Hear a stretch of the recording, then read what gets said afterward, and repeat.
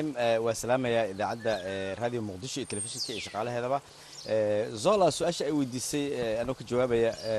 هذا أيام كصباحنا شركة قارة أفريقيا أو هالشركة سي روتي لبعض أو كذا عي مجال تونس مركي لبعض شركة هراء أو سيدا حسوس طلبكم اللي حيتو مك سنة كهراء أيو كذا حال كان وحلوس من يجود جسرة سيد قدومي يقدومي كحجارنا حال كاسي على ودرته بس وحلونا مستر عاوة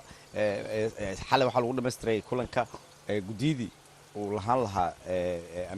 أفريكان ميني فوتبول كونفدريشن كا سوماليا رنتو حكاية غيرت وبلارن حبنيه اللي سميه صوبته أو حاجة شيء كالي حكاية شيء أو أنا عم كقرنا هاي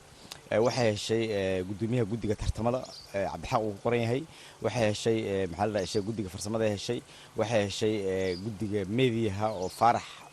Cusmaan oo nagu qoran yahay adiga guddiyo badan halkaas lagu sameeyay waxay ku soo gabagabay si wanaagsan halkaas waxa lagu go'aamiyay in bisha soo socota April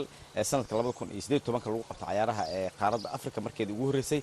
magaalada wadanka Liibiya insha Allah taala hadii ilaahay rado taasna waxay ka mid tahay ciyaaraha aan soo diyaar doono insha Allah waxa kale oo jira in shalay uu soo gabagabay shirki assemblyga extraordinary ahaa WMF kaasoo aan ka qayb galnay ka Soomaali ahaan aniga gudoomiyaha xiriirka shirkaasi waxyaabaha lagu go'aamiyay waxay tahay waxyaabihii hore loo soo bandhigay oo bandhig ahaa ayaa halkaasi lagu go'aamiyay iyadoo sanadka gudiyadii hore loo dhisay oo gudiyo Soomaaliya ka heshay WMF ay ka mid ahayn oo aniga aan qayb ka guddiga horumarinta Axmed Moogo Rifriga ahaan isagana uu ku jiray waa la ansixiyay wadamo badan sida South Africa Korea iyo maxal raay sheegay iyo wadanka Australia ayaa iyagana lagu ansixiyay inay ka mid yihiin xubnaha joogtada ee guddiga WMF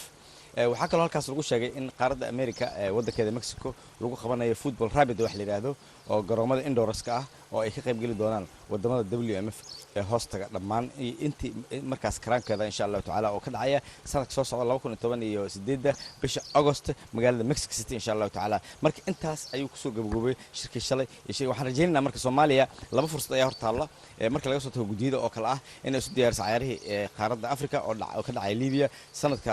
soo socda bisha Abriil